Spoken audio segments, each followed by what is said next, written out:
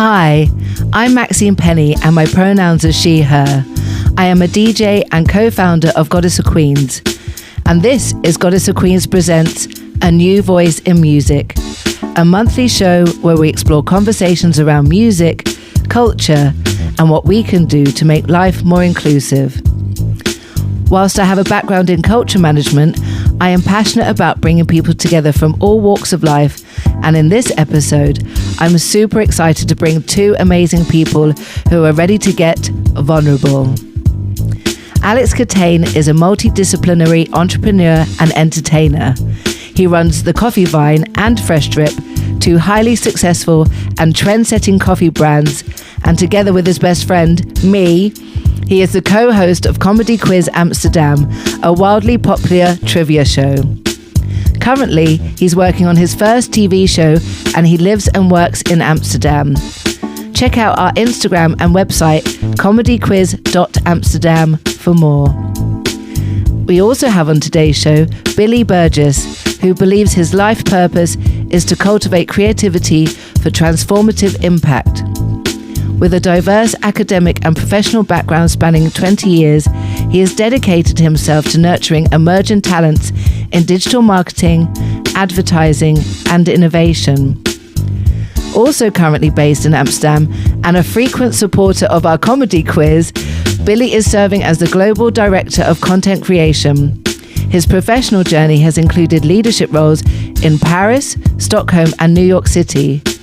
Beyond his corporate achievements, Billy is a dedicated educator, having previously served as a professor at Parsons, the New School of Design, as well as several non-profit boards. For Billy, the interwoven values of fostering creativity, championing diversity, and advancing education form the cohesive thread that defines and propels his life purpose. They're really happy to be here today and to share their life stories, and we hope to share some nuggets of wisdom for you to take away and marinate on, and maybe even add them to your daily life. Thank you for joining today. We have two great guests joining us. We have Alex Kitain, Kitain, sometimes called Kitain, Kitane, I don't know. Wow. And Billy Burgess. Hey there. Hey, Billy. I'm very grateful that we're going to talk today together and share our theme, which is vulnerability. And that's a big word. So there's lots of things that we can discuss about it. So I'm really interested to hear your point of view. So tell us a bit about yourselves, you know, who you are, where you're based, and why you wanted to talk about vulnerability. Alex, do you want to go first? Sure. Yeah, so I'm Alex Kitain. I'm an entrepreneur based in Amsterdam. I'm half German, half Mexican. I've been in Amsterdam almost 15 years. And I kind of felt like this topic spoke to me a lot because I think as an entrepreneur, you have to be tough. You have to be goal-oriented, but you also have to be real. You know what I mean? You have to show who you are, because people these days don't necessarily buy a product, just a product. They also buy a story. They buy, some kind of values. They buy a promise. Over the years, being an entrepreneur in the last 10 years, I've been quite vulnerable in many ways. I've shown my vulnerability to my customers, which has made them feel more, like they have more of a connection with me. And the same is true in my personal relationships with my partner, with my friends, with my family. I'm this kind of person who is, what you see is what you get. I don't play different characters or don't put on a show or a facade, and that's often why, I'm very direct in many cases. I say what is on my mind. For some people, that's sometimes difficult to handle, but at least they know that what I'm saying is true. And I'm not trying to, window dress something just to not hurt someone's feelings. I'm very, I'm vulnerable, and I appreciate other people who are vulnerable. So I felt that this topic was very much something I could relate to. Thank you. I mean, it's hard to be vulnerable sometimes, so it'd be really interesting to deep dive with you. Billy, a little introduction, please. Yeah. Sure. I'm Billy Burgess. Pronouns are he, him. For my job, I work in content production. And I now live in Amsterdam about a year and a half, but I've lived in many places. I grew up in a small town just outside of Boston. I'm mixed race. Lived in New York, Stockholm, Amsterdam, and a few other places. I was really excited to talk about vulnerability, partly, I think, because there was a big aha moment for me before I left the States in 2009. My friend kept talking about how vulnerability was important to have, and I kept thinking it's a weakness, so it's not, who wants to have vulnerabilities? And I think when I was talking about this program with Alex, we were preparing for this. One of the things I realized that for me, vulnerability was, by embracing it, is one of the ways that I've found that I can connect with people. And it hasn't been until I moved to Europe in 2009 or 10, whenever it was, that I really started to say, I'm going to stop pretending to be somebody I'm not, or being somebody that I think other people want me to be, and just be myself, that I really began to feel like I connect and belong somewhere. And that sense of belonging has been something that took 30 years to get there, but I'm beginning to feel like I've found my belonging. And I think when you find that, you start to also figure out where you're heading in life, where your purpose is, and what gets you excited, and who's supposed to be in your life to give you those positive feels. That's great. I mean, I really hear you on the weakness bit. I always thought my feelings and my emotions and my vulnerability was a weakness that can be from, trauma, that can, fitting in, like you said, belonging, I think is so important, especially when you might have been othered when you were younger or come from a different place. I mean, just to comment on what you just said, because, Maxine, you and I have known each other for, a very long time. And we have also gone through a lot of similar cycles in our lives. And in many ways, we connected so much because we were in many ways very similar to each other. We're going through life in many in a way at the same pace. But I very much remember, people used to say when you showed up at a party and you were not, the hilarious, energy bursting, like joke cracking Maxine, they were like, who are you? Almost expecting expecting that 24/7. And that has been something that I've always tried to avoid, not consciously, but it's just, and this has often been to my detriment, being very direct and being very much like I say what is on my mind. I got fired from 3 jobs, and not necessarily just because, I didn't always fit in. There were also occasions when I hated my work and I really wasn't mentally there. But, I always thought, I'm not very good at the political game in corporates, and that's why being an entrepreneur has been so, revelatory for me, because I can choose who I want to work with. I can choose how to deal with customers. I can choose how to plan my day, what to do with my life. And that has been great. And I can, I'm trying sometimes to differentiate a lot more between my business persona and my private persona. So I don't really like, for example, when, my customers follow my personal Instagram account, because I'm like, that's my private life. You don't need to know everything. I'm already I'm already an open book in all of my blog posts and stuff, that I share on my website. Yeah, I mean, I've had that at a company before where they were like, "Can we follow you on social media?" And I was like, "No, you see me every day. I tell you everything anyway." Yeah. It's just personal. And I was kind of sort of peer pressured into sharing that, and then the judgment that comes with it, which then sort of introverts, makes me go introverted because I don't want to be judged for that persona that I've put on because it's a professional environment. And actually that goes back to vulnerability as well. Do you think it's a cultural thing? Because we all come from different cultures, different places. Billy, you've moved to the Netherlands, to Amsterdam.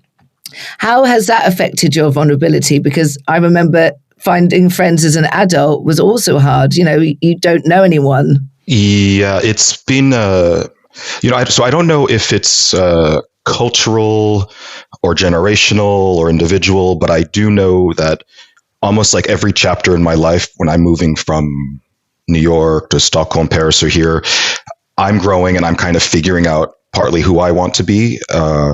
And so I think what's great about being in the Netherlands is there's sort of we take you as you are. That's a bit of a blanket statement, but there is much more of that than say in Paris. You don't feel the need to, present something that you're not. So I think that was really helpful. I think I met you my first night in Amsterdam, and I think that chemistry, yes. And I think that just set me up for success, because whenever I'm around you, I just see that this beautiful creature in front of me, and I just want to keep pouring more energy into that. And so, I really like that. I think for me, what accepting my vulnerability has allowed me to do, where Alex is saying it helps him choose who he wants to work with. And for me, it's allowed me to choose how I want to show up. And sometimes that's not always going to be big, loud, and crazy. Sometimes that is me by myself on a Friday eating pizza, watching Netflix, because I do not want to be around anybody. And it's only now in my mid 40s in Amsterdam where I feel comfortable saying that out loud. I have no problem now going out to a restaurant by myself if I want to, because I need to go on a date with myself. Where in New York, 25 years ago, I would never have done that. I would have thought I was a freak or something. But I'm beginning to understand who I am. I don't think I understand completely, but I think the moving around has helped me figure out who I am. At the same time, it means that I've never lived anywhere more than 8 years at a time. So I'm constantly needing to regenerate new friends, refigure out what is my role in the society that I'm in. But I think that has the bonus side of that is it's helped me be a little bit more fine-tuned about the vulnerabilities I'm willing to accept and share with people. Yeah, I actually moved to the Netherlands 15 years ago. And I think that was like, I was going to say a resurrection or a renaissance or, a new beginning. And that has really helped me change. And yeah, Alex and I have been friends for a long time, and we have been through the same situations. And I think, is it an age thing then? Because I don't think it's an age thing. I'm actually sometimes, shocked when I watch TV shows, watching Drag Race, for example, and you have these queens on there who are like 21 years old. Or just last night, Michael and I are watching Sex Education, and there are all these characters who pretend to be teenagers, who are already going through transition, who are non-binary, who know that they're queer and this and that, and all this stuff. Like, I didn't know that when I was young. Like, I was struggling so much with my sexuality because I also, I didn't have any role models, I didn't have any friends who were, maybe a little bit older than me, who were already out, who already, went through all of this, who could be like a guide. And I think these days you have social media, you have all of these TV shows where there's so much visibility, where you can be so much more true and vulnerable in the sense that you come out earlier, you live your life the way you want to live your life, even at such a young age. If I look back, I'm turning 40 next month or soon. I'm also kind of thinking like, wow, if I had lived my life in a different way, if I had been able to be my true vulnerable self so much younger, would I have taken a different route in life? I don't know that, of course, because I can't travel back in time. But it's very interesting for me, to see that how the generations have changed in terms of, how they're living their true selves. And I think in a way, it's great because people are not spending so much time hiding who they are, and they have these role models, and they can, they have more reference points than I did. But at the same time, we're also seeing a lot more anti-LGBTQI rhetoric in many places where people are trying to say, oh, but trans people are terrible, or gays have too many rights, and all this sort of stuff. So yeah, it's exactly, it's like you make so many steps forward, and then society's like, no, you cannot be this free character that you want to be. It's almost like they're trying to put you back in this like little drawer so that you are not causing too much uproar in society. But actually, we're just adding more diversity and fun and color, right? Yes, there is a study that showed that from 2020 to now, actually diversity has gone down in companies because there's a lot of resistance, because there is a certain point where they're like, it's called tolerant, right? It's not acceptance. So you can do whatever you want, but just if it doesn't affect me, then keep quiet. Billy, what would you sort of? Yeah. Well, I agree with Alex. I feel that as a general culture of the world, like there's a lot more movement forward in terms of people being more themselves. And, you see more role models of people being who they want to be. My youngest brother came out when he was 14. I came out when I was 19. And I think part of that is just having role models that you see people being who they want to, being their authentic self. And then, it more or less looks fine. But the paradox is there's, more hate crime, crimes against LGBT is increasing, particularly with young people. Suicide rates aren't decreasing. So, in one way you want people to be more vulnerable, but the vulnerability, I think, only really does it. The culture is only really going to become better when vulnerability leads to better connection and better compassion, because you can have the biggest cojones in the world to tell everybody who you really are. But if the person that you're sharing this with doesn't respect that and doesn't live with compassion, then it's not going to really make the difference that I think the three of us hope for. I mean, thanks for being vulnerable. And maybe we can be the role models now that we're learning the tricks of the trade or learning the go-to methods. And actually, I have a little exercise for you both. It's an exercise to find your life's purpose. And you can find the full exercise on YouTube. It's a TED Talk by Adam Leipzig. However, to you both, I did send you the questions beforehand. Would you share with us your life purpose, or what did you think about this exercise? I feel like as an entrepreneur, my life's purpose is to create unique experiences for my customers so that they can enrich their lives. In my case with coffee. But for example, in the case of you and I, Maxine, we also do the comedy quiz together. It's to bring laughter and joy to people, That's our purpose as entrepreneurs. Of course, my purpose is also, to make a living and to live comfortably. That's my goal. It's maybe not my purpose, but, my purpose is to create value, generally speaking. And that can be both for others and for myself. And in terms of my personal life, I want to be a great partner. I want to be a great friend. I want to be a great son, a great brother, maybe a great uncle one day. And of course, writing this all down made me feel like I am all of these things, already. But it is sometimes hard when you're dealing with so many things. And, especially when it comes to like mental health and like sometimes feeling overwhelmed by the amount of responsibilities that we have and like, oh my God, I need to do this. Oh my God, I forgot to do that. Oh my God, I need to talk to this person. Oh my God, it's just so much, the war and this and that. To like take a moment and just be like, you know what? You are great. You are doing a great job. You can't do everything. You can't be everybody's friend. You can't be at all the dinners and every party at the same time. You need to pick your battles. But as long as you remember that you are a great person and you're doing your best, that's the most important thing. But also, I think just putting this into the ether shows a lot of vulnerability on your side, Alex, because saying stuff out loud is sometimes scary to do. It's a commitment on our side. So I'm actually a member of this creative group in Amsterdam, and we went through this last year. And so I've kind of been able to get this a little bit more polished. But for me, I think my purpose is to give a voice to creative people and projects that really mean a lot to me. I'm not someone that really likes to be the front of attention, which is why, getting to the point of doing this podcast was really scary for me, because I prefer to be backstage. But I think when you see this come to life, it's the artists, photographers, directors that I choose to work with. It's the artists. I love art, as you all know. It's the artists that I choose to buy from. So yeah, that's probably my purpose, is making sure that there's a voice that maybe hasn't been heard before or hasn't been heard or could be heard in a unique way, and helping give that life. And that I find has been always even in my personal life, it's always been there. I don't think I would ever have said I was doing anything creative maybe until like the last 5 years. I'm not someone that owns a paintbrush, and I don't write scripts, and that's not what I do. But I do think what I bring is a diversity of mindset. I have a degree in chemistry, in business. I now work in a creative field. I like to connect with lots of different people like you. I like to make people laugh. In order to do that, you kind of do have to be able to empathize. And I think all of these things are part of my superpower that then show me how I can help someone else get their voice. And I use that word metaphorically, get their voice heard in a way that's going to hopefully make change. And it's one of the reasons why I absolutely love the quiz show you guys do. It's not a typical quiz show.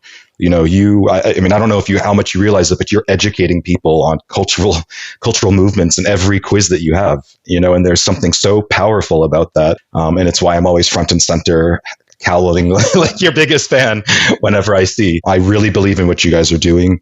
I remember the Pride quiz. I mean, it just was so amazing what you were able to do with that form of art. There you go.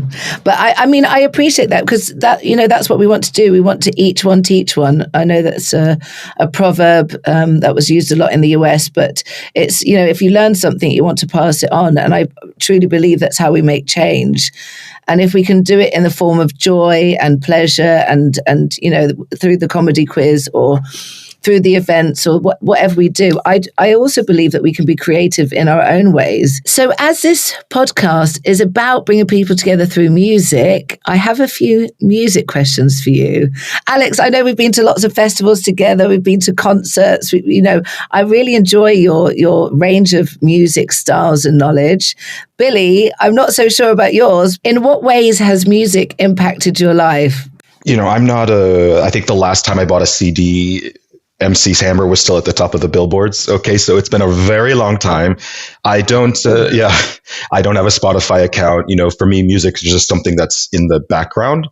But there, of course, have been artists and some songs that have had meaning in my life.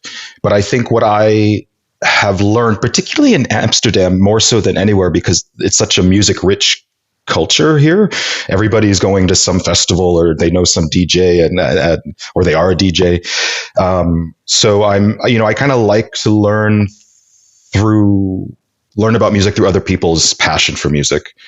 But I think, growing up, I was this effeminate mixed race kid. I think I probably liked Janet Jackson a little bit too much, but I would never admit that because I didn't believe in vulnerability back then.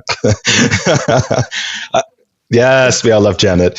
So I think there's something about her and her work, and and Michael Jackson, where there's these beautiful entertainers who are more than singers. They're entertainers. They're people of color, which I grew up in a place where my sister and I were the only people of color. They were successful. I think at one point Janet was like the best paid female artist. So it's these kinds of individuals who've had a very big impact on my life.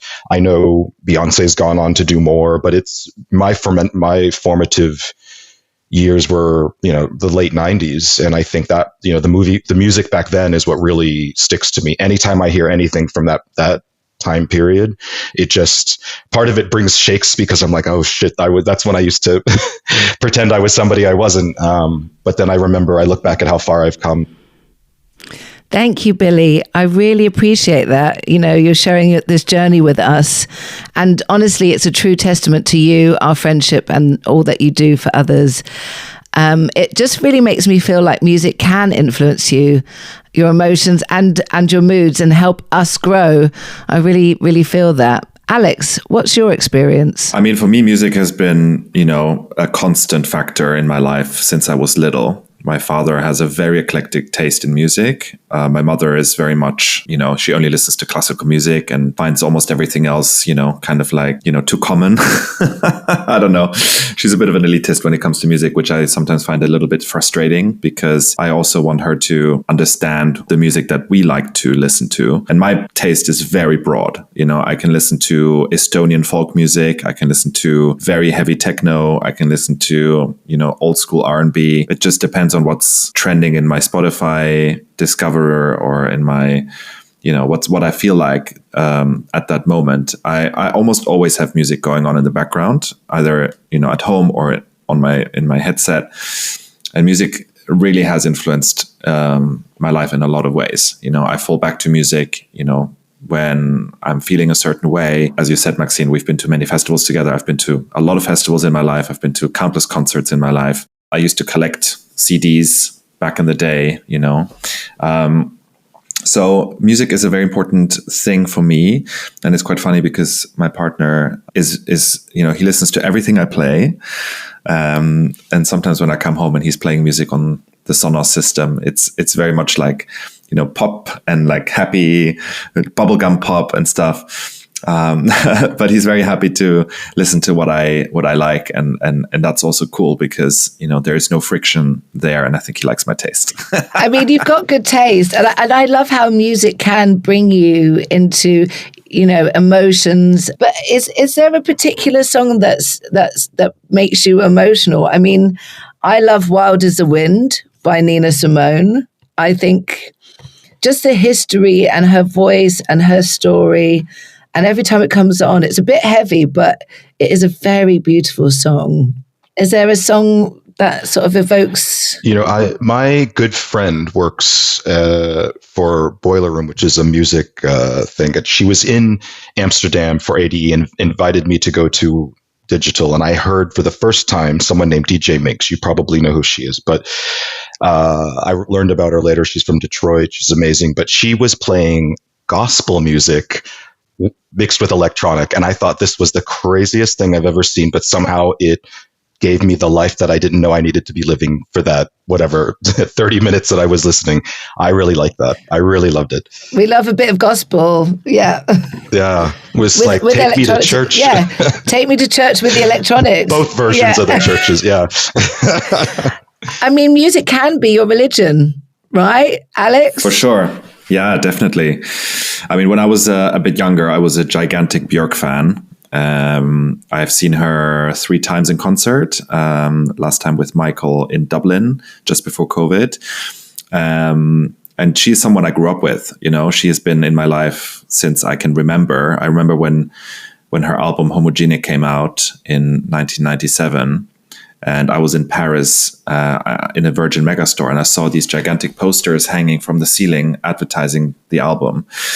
And it just felt so crazy, that this woman from Iceland was making music that no one ever heard before. And it was so heartfelt and so personal. I still listen to her all the time. And she kind of soundtracked my life in many ways, even though I listen to a lot of other artists, like I can also think of Portishead, Massive Attack, these kind of trip hop artists that I love very much. But when I think back, like some of that early Björk, was definitely something that I that makes me a little bit emotional also. In a strange way, I guess, music and music writing is a true form of vulnerability, putting it out in a creative format. Definitely.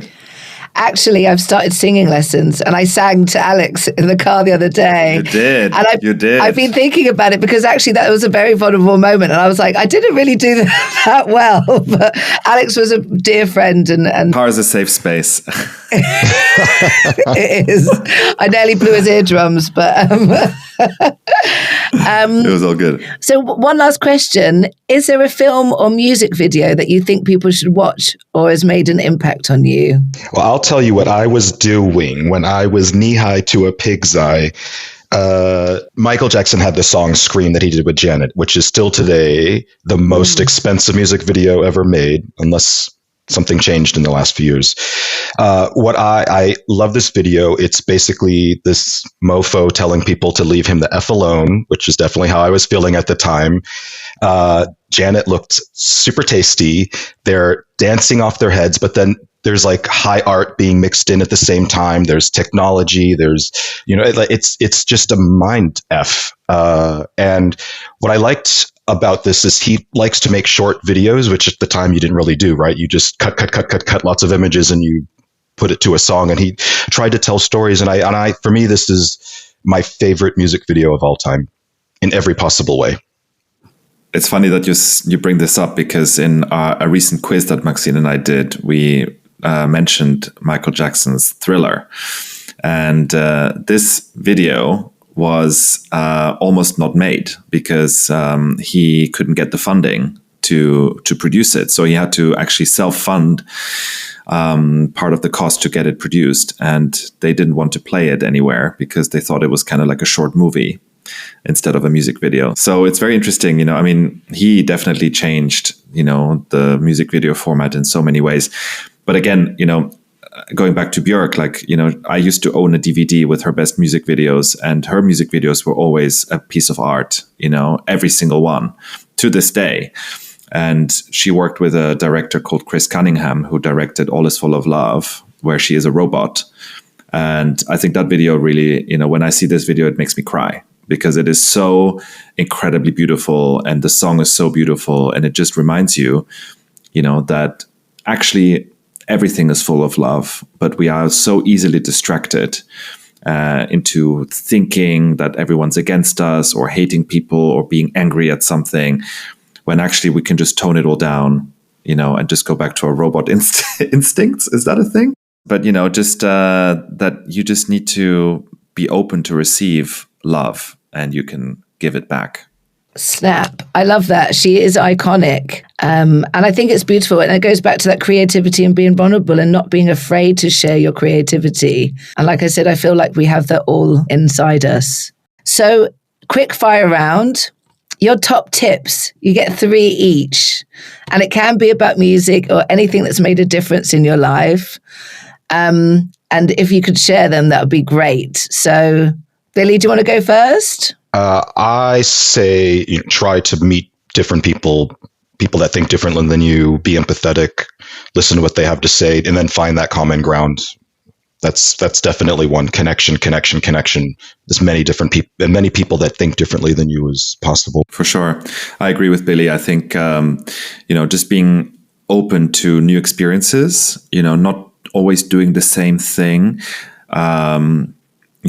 maybe going to a theater show that you would not attend to otherwise, or, have a conversation with somebody you might not necessarily talk to. Just, having different kinds of influences. I think especially in this very polarized world we're living in today, it's very easy to be in your little bubble and to only listen to people who are like you or who say things that you want to hear.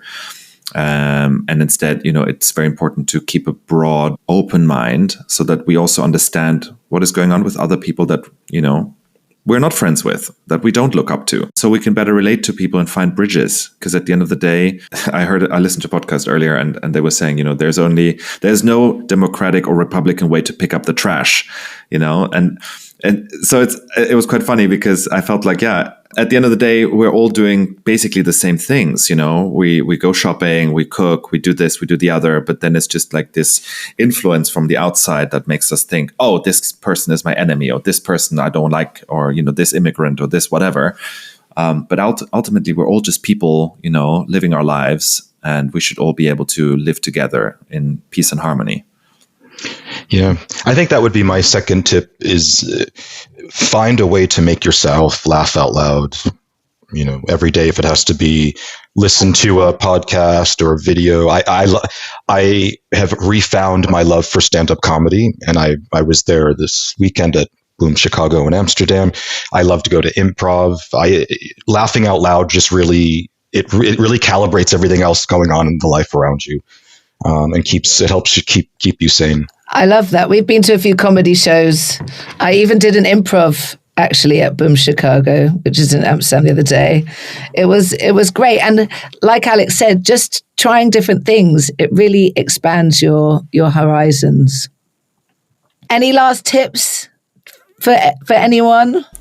Do things that, you don't necessarily, that you find scary. You often find that, just getting over this fear, is so it's so liberating. Do something that you always found scary. Just do it. Like I'm this kind of person who is very impulsive when it comes to just doing things. I often don't think about it too much before and then worry about it later. And that's also why I've been able to just start a podcast or, work on a TV show or start the quiz with you, Maxine, or, things like that. I just think just do it, and just see what happens. I think too often we are held back by this fear that, oh my God, I'm going to fail because I don't know this or I don't know the other. But also don't be afraid to ask for help. For instance, I'm realizing right now that as an entrepreneur, I cannot know everything and I cannot do everything. So if I have the budget, I'm going to hire somebody to do X, Y, Z for me, because it's going to take so much of my time and my brain capacity to worry about how to set up Facebook ads correctly and then monitor them or whatever.